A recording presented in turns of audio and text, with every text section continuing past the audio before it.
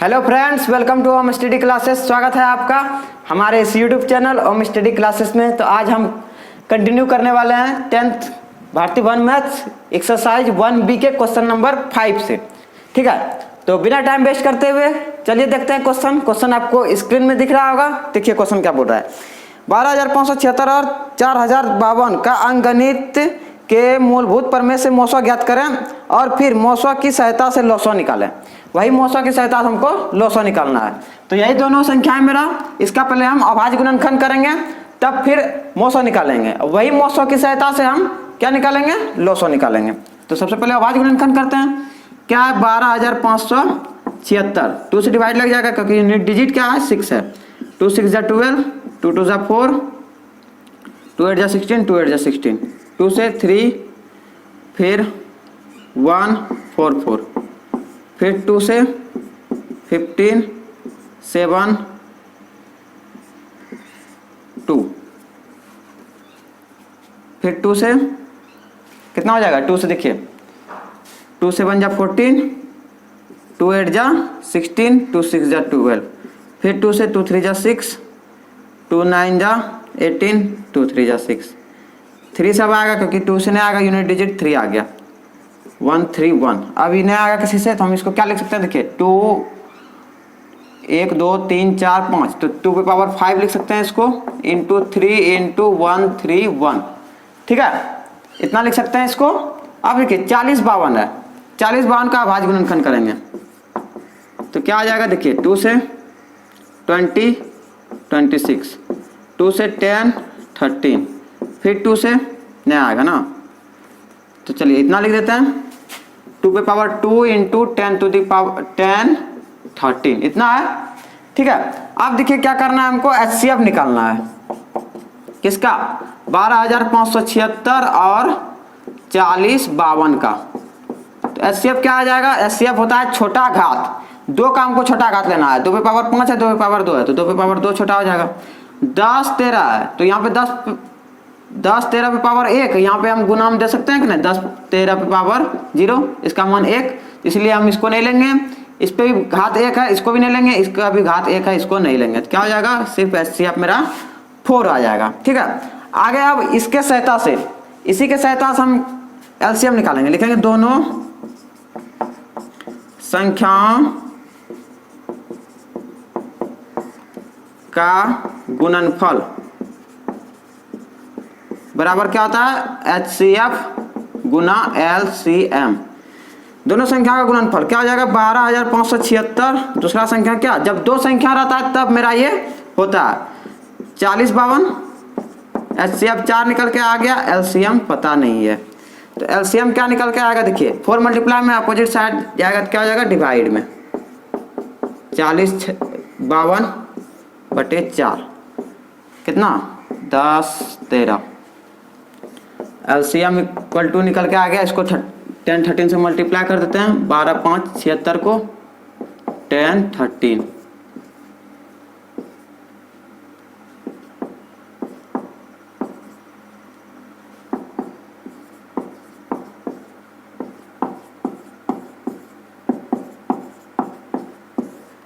Eight 8 4 7 7 14 4 6 6 12 और फिर 7 19 1 7 2 9 9 1 10 10 3 13 1 5 2 7 12 73 94 12 73 94 और क्या 88। तो ये मेरा संख्या निकल के आ गया क्या, LCM। ठीक है, ये मेरा LCM निकल के आ गया। यही हम 4 के हेल्प से हम LCM निकाल लिए। तो उम्मीद करते हैं आपको ये समझ में आ गया होगा। आगे देखते हैं क्वेश्चन नंबर 5 का सेकंड। अब देखिए सेकंड क्या बोल रहा है, अभाज्य गुणनखंड की प्रक्रिया से 96 और 404 का मौसा निकालें, फिर इनका लौसा निकालें। तो उसी के हेल्प से हम लौसा भी निकाल लेंगे। तो देखिए अभाज्य गुणनखंड करेंगे 96 का, पहले 2 से 2 4 जा 8, 2 8 जा 16, 2 से 24, 2 से 12, 2 से 6, 2 से 3, 3 से 1, 2 पे पावर कितना 1 2 3 4 5, तो 2 पे पावर हम 5 इसको लिख देंगे, इंटू क्या 3। इसी तरह 404 को 2 से 202, फिर 2 से 101। अब यह किसी से डिवाइड लगेगा क्या, छोड़ देते हैं इसको। तो 2 पे पावर 2 इंटू 101 इतना हो जाएगा। अब हम निकालेंगे क्या, HCF किसका, ये दोनों संख्याओं का 96 और 404 का। क्या आ जाएगा, छोटा घात लेना है, 2 का छोटा घात। देखिए 2 पे पावर 5, 2 पे पावर 2, तो 2 पे पावर 2 छोटा हो जाएगा। और देखिए 3 पे पावर, देखिए यहाँ पे 3 पे पावर 1, यहाँ पे 3 पे पावर 0 दे सकते हैं जिसका मान 1 होता है। तो हम एक घात वाला नहीं लेंगे, एक घात वाला नहीं लेंगे। तो इसमें भी एक घात है, इसमें भी एक घात है, नहीं लेंगे उसको।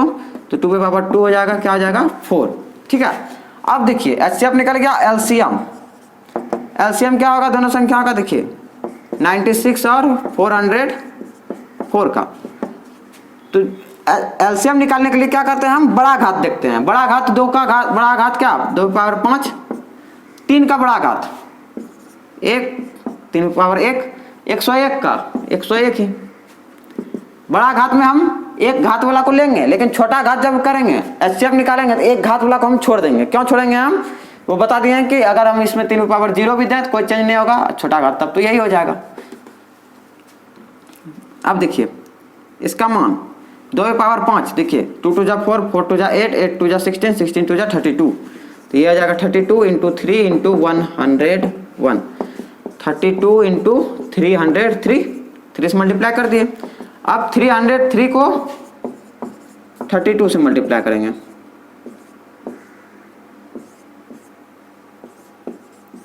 9696, तो ये निकल के आ गया मेरा 9696। ये मेरा निकल के आ गया क्या, एलसीएम आ गया 9696 और एलसीएम HCF निकल के आ गया 4। तो उम्मीद करते हैं समझ में आ गया होगा, बहुत ही आसान था। अब देखते हैं क्वेश्चन नंबर 6 में क्या है।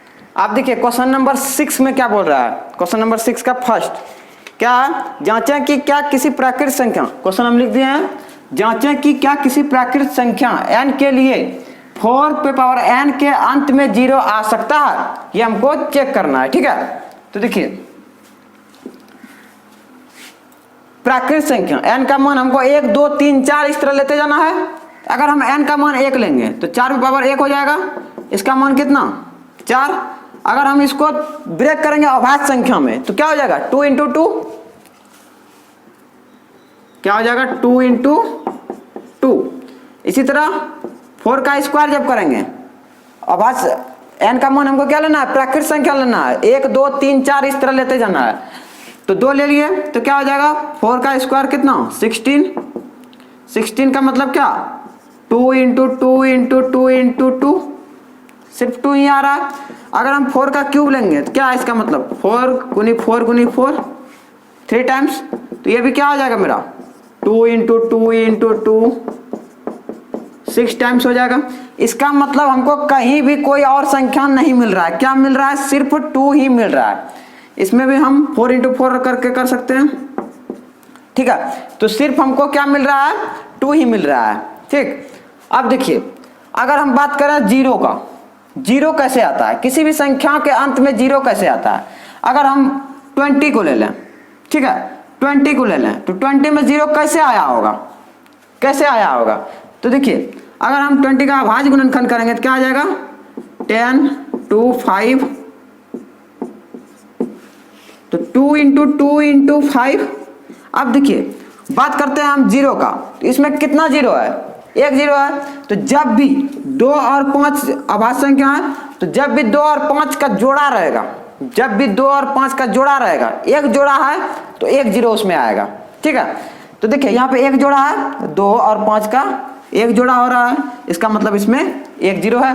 अगर हम 100 का करेंगे तो देखिए क्या आएगा 2 से 50, फिर 2 से 25, फिर 5 से, फिर 5 से। तो इसका मतलब देखिए 2 इंटू 2 इंटू 5 इंटू 5, 2 इंटू 5, यहाँ भी 2 इंटू 5, 2 जोड़ा आ गया इसमें, 2 इंटू 5 1 जोड़ा यहाँ पे, और 2 इंटू 5 फिर 1 जोड़ा, यानी 2 जोड़ा आ गया। तो जब 2 इंटू 5 का 2 जोड़ा आ जाए, 2 इंटू 5 का 2 जोड़ा आ जाए, इसका मतलब उतना 0 उस संख्या में है। ठीक है, उतना 0 उस संख्या में है। तो 2 0 है यहाँ पे, देखिए क्लियर पता चल गया। अब बताइए कि इसमें कोई 0 होगा, कोई 0 आ सकता है, क्योंकि इसमें 5 हमको नहीं मिल रहा है, 2 तो मिल गया। अगर यहाँ पे एक भी हमको 5 मिलता तो हम क्या बोलते हैं कि एक जीरो आएगा। 2 5 मिलता, 2 5 मिलता तो हम क्या बोलते हैं 2 जीरो आएगा। ठीक है, इसलिए इसमें जीरो नहीं होगा। तो हम क्या लिख सकते हैं इसमें, देखिए चूंकि संख्या 5 से विभाज्य, चूंकि संख्या 2 से विभाज्य है परंतु 5 से विभाज्य नहीं है।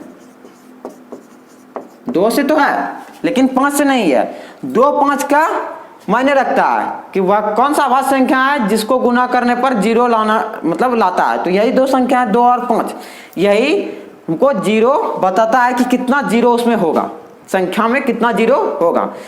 100 का अभाज्य गुणनखंड किए, 2 जोड़ा इसमें आया 2 5 का, इसका मतलब 2 जीरो है उसमें। इसमें एक भी जीरो, एक भी 5 नहीं आया, इसका मतलब एक भी इसमें जीरो नहीं है। तो वही लिख दिया, चूंकि संख्या 2 से विभाज्य है परंतु 5 से विभाज्य नहीं है, अतः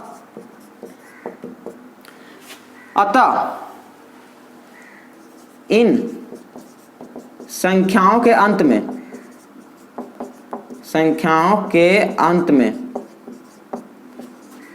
में शून्य नहीं आ सकता है, नहीं आ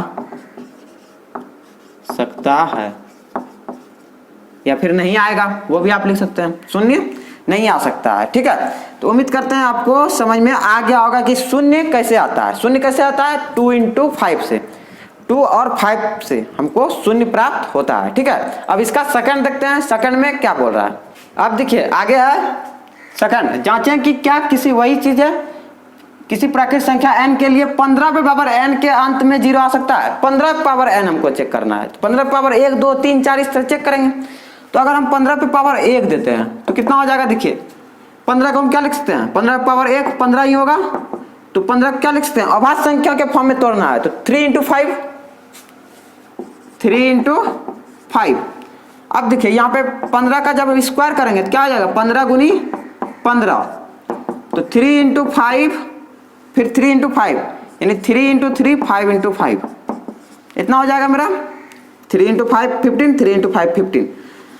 अगर हम 15 का क्यूब करेंगे तब क्या होगा मेरा, 15 × 15 × 15, तो 15 3, इससे भी 3 निकलेगा, इससे भी 3 निकलेगा, सबसे 5 निकलेगा। फिर अब देखिए यहाँ पर हमको संख्याओं में क्या मिल रहा है, 5 तो मिल गया आपकी बार, लेकिन 2 नहीं मिल रहा है। तो जब 2 नहीं मिल रहा है तो हम जीरो नहीं आएगा उस संख्या के अंत में, कंफर्म बोल सकते हैं कि उस संख्या के अंत में जीरो नहीं होने वाला है। ठीक है, तो अभाज्य संख्या अगर 2 रहता तब उसमें जीरो आता, लेकिन यहाँ पे हमको 2 नहीं मिल रहा है, 2 कहीं नहीं मिल रहा है, तो संख्या के अंत में जीरो नहीं होगा। तो इसमें भी वही लिख देना है, क्या, चूंकि संख्या